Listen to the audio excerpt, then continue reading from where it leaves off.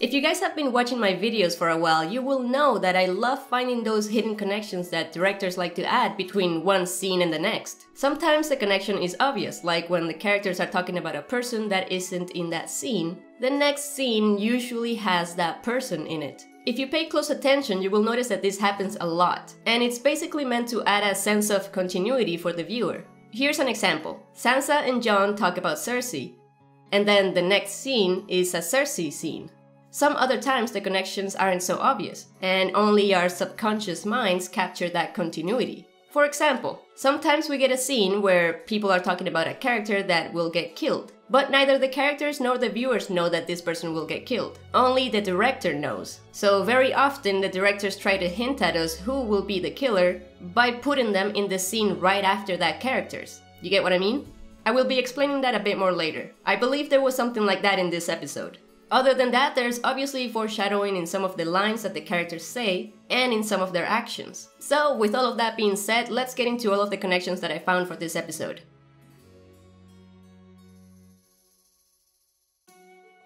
It is possible that we see the Fist of the First Man again because Bran name-dropped it. You were at the Fist of the First Man. Mira also name-dropped Howland Reed. I'm Mira Reed, daughter of Howland Reed. It could be nothing, but it could be a subconscious reminder for us that we might still see him show up. Jon says that we can't judge a son for their father's sins, and I think this will come into play in the next episode when they're discussing Daenerys' arrival. A Targaryen cannot be trusted. He won't be able to judge her for having had the Mad King as her father. Will this be a mistake like Sansa tells Jon later? I loved them, I missed them, but they made stupid mistakes and they both lost their heads for it. We shall see. Cersei says she's learned from Tywin. I think I listened to Father for 40 years and learned nothing. So this foreshadows that anything Tywin has done, Cersei can do as well. Other than a marriage to get new allies, maybe there will be something similar to the Red Wedding situation, where a house who was supposed to be allies with Cersei's enemies turns on them for Cersei. Euron mentions that killing your brother feels wonderful, and it makes you think about Cersei killing either Tyrion or Jaime. But maybe that's what they want us to think, and it's actually foreshadowing two other things. Jaime wanting and trying to kill Tyrion, but ultimately killing Cersei. Euron using the same pose as the Night King? Coincidence? Or will it mean something? There are plenty of theories going around trying to tie Euron to the Great Other, and in the show they've made the Night King sort of the champion of the Great Other. So we shall see. Switching from the Euron scene to the Citadel scene makes me wonder about the connection between the two. Does it mean that Euron may raid the Citadel at some point? Maybe to get information? Does it mean that whatever Sam finds will affect Euron? Many questions here, but let's keep an eye out for anything that relates Euron to Sam. We might even have to wait until season 8 to see it though. Archmaester Ebrose says that the wall has stood through it all. So this could be foreshadowing that the wall will actually fall. People who are overly confident that nothing bad will happen are very often proven wrong in TV shows and movies. Showing Brienne training Podrick right after Sam has this talk with Ebrose makes me think that Podrick's training will come in handy somehow during the War for the Dawn. And I don't mean that he will just be able to kill some whites now that he knows how to fight. I feel like Podrick's training has been a big focal point of his character arc lately, and I feel like it will be very important later on. Tormund says Podrick is lucky, and he means because he gets beaten up by Brienne. But there could be some foreshadowing there as well. Training plus luck could play a big role in Podrick's storyline. Sansa says Brienne will be there to protect her, but maybe this is what Podrick will be needed for. Now this is the scene transition I was referring to at the beginning. First, they're talking about why Littlefinger is still at Winterfell, and Sansa says that she knows what he wants. Then, the scene ends and we're shown Arya. I think this is one of those transitions where they show us the person who will end the life of the character that was just being talked about, Littlefinger. Maybe Arya will stop him from getting what he wants. The song that Ed Sheeran was singing, "For hands of gold are always cold, but a woman's hands are warm." was a song from the books about Tyrion and Shae. It mentions gold hands because Tyrion used to wear a chain of gold hands when he became Hand of the King, and that was the chain that he used to kill Shae. But in the show, these lyrics could fit Jaime, so this could be another potential foreshadowing for Jaime killing Cersei. There was some clear foreshadowing in the Lannister soldier's line when he says that he always wanted to see the Red Keep, the Sept of Baelor, and the Dragon Pit. Naming the Dragon Pit means that we will get to see it, and he names it twice. Arya trying the wine made by the soldier and saying that it's really good may be a callback to when Arya tried bread made by Hot Pie and also said that it was really good. Could this mean that Arya will meet Hot Pie, or was this just an Easter egg? They like to do a lot of line callbacks in the show just for fun. Be kind to strangers and strangers will be kind to you. This was a big important sentence here that I'm sure will apply to many things in the season, but we immediately see it applied in the scene right after this one. The Brotherhood without banners stops at the house where the Hound and Arya had been fed before by an old farmer and his daughter back in season 4.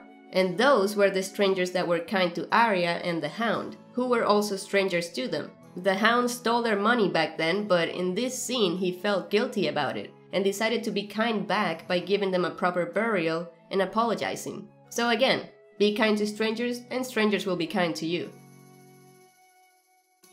This scene had a lot more foreshadowing than that though. One was when Beric mentions the first time he met the Hound, saying that it was at the tournament. He doesn't specify which tournament, and I got really excited for a second thinking that he meant the tourney at Harrenhal, and that this would be foreshadowing that we will see a flashback of it. But now I believe that Beric meant the Hand's tourney instead, which is still exciting for those of you looking forward to Clegane Bowl. The Hand's tourney was the beginning of Clegane Bowl. It was when we saw the Hound fight the Mountain for the first time, and it was a battle that had no proper closure. So the fact that Beric mentions the tourney seemingly out of nowhere makes me think that it's a callback to that Clegane fight, and that it is something that we will see resolved soon. Clegane Bowl lives. Other than that, the Hound said something very interesting. There's no divine justice, you dumb cunt. If there was, you'd be dead. And that girl would be alive. This is potentially foreshadowing that Beric will indeed die, and that the girl will come back to life as a White later when the Night King gets past the wall. The Hound burying their dead bodies made me think of this as well. And yes, not to Gravedigger. Also, the Hound seeing visions in the fire is clear foreshadowing in my opinion that R'hllor has chosen him for something, and it confirms what Brother Ray was saying. God's undone with you yet. It also explains why fire has been such a big thing in the Hound's life. Maybe R'hllor has been following him around for a while now, and the Hound's arc will flip on its head.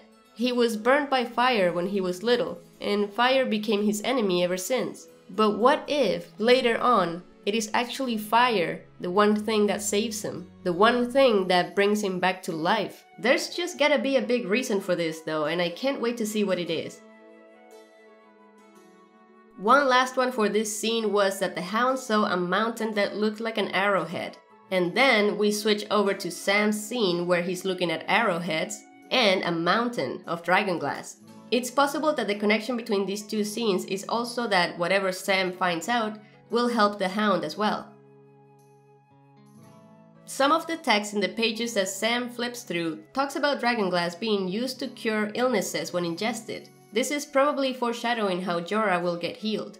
The book shows a picture of the Catspaw dagger as well, and this dagger must be ancient and very important if it's in this book. I will be uploading another video about this dagger. And there you go, after we see the text of dragonglass being used for healing purposes, we get a scene between Sam and Jorah, which really drives this connection further. And then another connection right after that when we get a scene of Dany walking past the cave that should contain all that dragonglass. I also think there is one more connection here between these three characters. Something that may be helpful for Jon, because Sam will learn that Jorah is the son of Jorah Mormont. And Sam will definitely talk to Jorah about the things that he saw north of the wall with his dad and the rest of the Night's Watch. which will make Jorah communicate that to Dany when he meets her again, and since Dany trusts Jorah, this will add credibility to Jon when he tries to tell Dany about the Whites and White Walkers. So that is all I've got for now. If you guys found any more foreshadowing, please leave it in the comments. And also leave a like if you like this video, click on the bell to not miss my next upload. Thank you so much for watching, and I will see you in the next one!